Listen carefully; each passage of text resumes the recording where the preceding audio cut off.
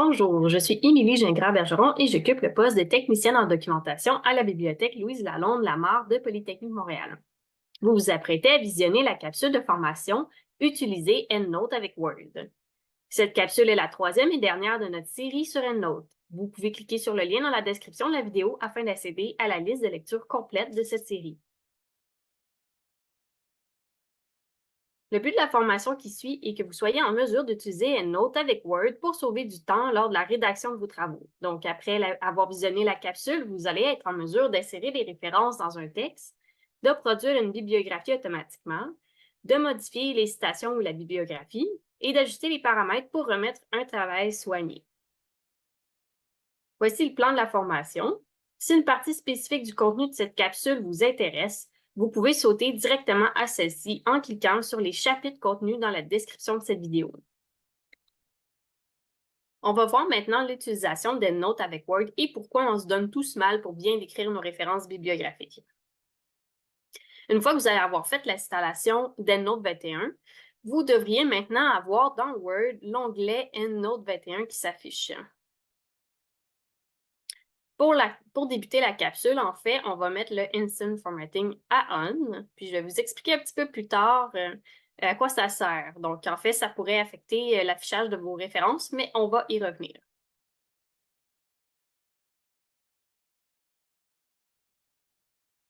On va maintenant voir comment insérer nos citations dans le texte. Donc, je vais aller dans l'endroit dans le texte que je veux insérer ma citation et je vais vraiment mettre mon curseur au bon endroit. Ensuite, on va aller utiliser le bouton Insert Citation et encore une fois la fonction Insert Citation. Donc, à partir d'ici, je peux aller chercher mon nom d'auteur dans la barre de recherche, cliquer sur Find. Je peux prendre par ici. Je vais choisir un article que je veux insérer. Je fais Insert. Et voilà, la citation s'est ajoutée ici. Pour un deuxième exemple, si j'aimerais ajouter en fait plus qu'un article à la fois, donc pour faire ceci, je dois retourner dans EndNote. Donc, on va aller justement dans EndNote. On peut sélectionner le nombre de citations qu'on a besoin. On peut aussi sélectionner des citations qui ne sont pas adjacentes, comme on a vu un petit peu plus tôt. Je vais maintenant retourner dans Word. Et encore une fois, dans le bouton Insert Citation, Insert Selected Citation. Et là, les trois références bibliographiques que j'ai choisies vont être insérées ici. Et c'est là que la magie s'effectue. Donc, ça va voir à la fin, on va pouvoir remarquer que notre bibliographie, elle s'est ajoutée vraiment de façon automatique au fur et à mesure qu'on ajoutait des citations dans le texte. Donc, c'est vraiment ça qui va nous permettre de sauver énormément de temps à la rédaction de nos travaux. Là, ici, je remarque que tout en haut, c'est APA 6e qui est sélectionné, donc ce n'est pas vraiment le bon style. On va aller choisir le APA 7e francisé. Puis si je le sélectionne, vous allez voir que la bibliographie s'est modifiée de façon automatique. Donc, encore une fois, si on voulait avoir le I3E, on peut juste le sélectionner, puis tout va changer. On n'a aucune autre modification à faire. Donc, vous voyez que ça peut vraiment être utile d'utiliser EndNote pour faire vos travaux. Donc, il est possible d'aller ajuster des citations en fonction de votre texte. Je vais revenir dans la première citation qu'on a ici, donc Il et al. 2002. Donc, dans mon texte, j'avais déjà mentionné l'année de publication. Il est possible d'aller la retirer. Donc, ici, elle est bien sélectionnée en grisé. Donc, je vais aller ensuite dans la petite boîte citation et dans Edit and Manage Citation. Puis dans le formatage, ici, on pourrait exclure l'année. Donc, si je fais OK, de façon automatique, ma citation va s'ajuster. Encore une fois, dans le même menu, on pourrait aller exclure l'auteur à la place, puis on pourrait aussi ajouter des pages.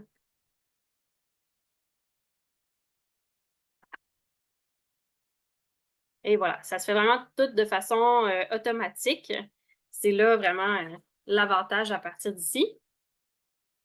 Puis votre bibliographie, à la fin, vous pouvez aussi faire quelques petits paramétrages. Donc, ici, on va la sélectionner en grisé. ça va vraiment être dans la boîte bibliographie, cette fois dans la petite flèche sur le côté. Puis dans Layout, vous avez la possibilité de changer la police, changer le point. Et voilà, ça aussi, vous pouvez faire ce genre de modification-là. On va maintenant passer au dernier vraiment paramétrage là, avant de remettre votre travail. Donc, premier petit truc, on va aller dans la boîte bibliographie et la flèche encore une fois. Puis ici, on va utiliser la fonction link index. Je vais cocher et faire OK. Donc, en fait, ça, c'est sûr que c'est un peu plus utile quand on a un travail un peu plus long. Là, en ce moment, mon document, il fait seulement 4 pages, donc c'est moins intéressant, mais dans vos travaux, je suis certaine que ça va être très utile. Donc, à partir d'ici, si je mets mon curseur sur une citation, on me dit de faire les touches CTRL-clic. Donc, je vais faire les touches ici. Puis, ça me ramène directement dans ma bibliographie, vraiment à la référence bibliographique de la citation. Donc, ça peut vraiment faciliter la lecture là, pour votre professeur. Puis ensuite, si on veut revenir à l'endroit qu'on était dans le texte, on a juste à faire la touche au clavier Alt plus flèche, flèche droite. Puis, on revient là, au même endroit. Puis, on peut se promener comme ça.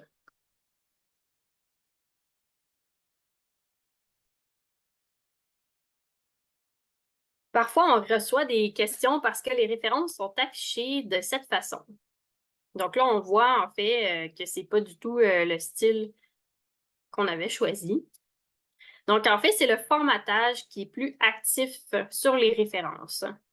Donc si je vérifie ici, le Instant Formatting est à off. C'est ça que je disais la première fois quand on a ouvert Word, de toujours le mettre à on. Puis on va le faire ici. On va le mettre à on. Puis voilà, maintenant, le formatage est de nouveau appliqué sur les références. Donc, si vous voyez ça, ça ne veut pas dire que votre travail est brisé. Il faut juste mettre le formatting à on ou bien utiliser la fonction Update Citation et Bibliographie. Vraiment petit truc ici. Dans le même menu encore que j'ai utilisé, il y a l'option Convert to Plain Text. Donc, cette option, en fait, ça vous permet de convertir en format texte seulement, sans les liens dynamiques avec EndNote. Donc, c'est vraiment une action qui est irréversible. Ça va briser vraiment les liens que vous avez entre votre document Word et EndNote. Par contre, c'est pratique pour la remise de votre travail parce que votre professeur n'aura pas forcément votre banque EndNote. Donc, vos références pourraient ne pas s'afficher correctement. Donc, ce que vous devez faire, ce qui est très important, c'est de faire une copie de votre document Word, puis de toujours vous garder une copie qui a les liens avec EndNote, puis l'autre copie, celle-là, vous pouvez la convertir en plein texte avant de la remettre à votre professeur. Et un dernier petit truc, par exemple, si votre professeur vous demande de lui remettre la liste de vos documents pour un travail, c'est possible de le faire avec EndNote. Donc, on va retourner dans EndNote.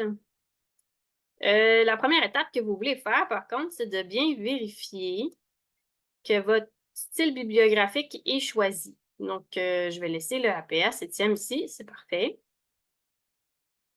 Je vais sélectionner ensuite la liste de références bibliographiques que j'ai besoin de remettre pour mon travail.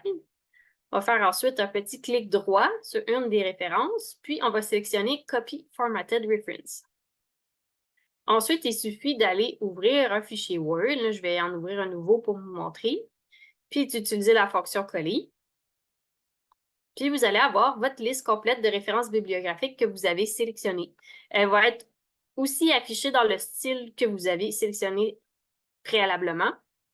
Par contre, ici, il n'y a pas de lien avec EndNote. Donc, si vous voulez faire des corrections, il faut les faire dans EndNote puis refaire le copier-coller. Mais c'est quand même assez rapide si vous avez besoin d'envoyer une liste bibliographique à votre professeur ou même à un de vos collègues. C'est ce qui met fin à cette série de vidéos. Nous vous remercions d'avoir été avec nous. Si vous avez des questions, n'hésitez pas à nous écrire par courriel ou sur le clavardage à partir du site de la bibliothèque en cliquant sur la petite bulle. Pour accéder facilement à plus de contenu similaire, abonnez-vous à la chaîne YouTube de la bibliothèque. Vous pouvez aussi activer les notifications pour cette chaîne en cliquant sur l'icône de la cloche et ainsi vous assurer de ne manquer aucune de nos nouvelles vidéos mises en ligne. Merci, au revoir.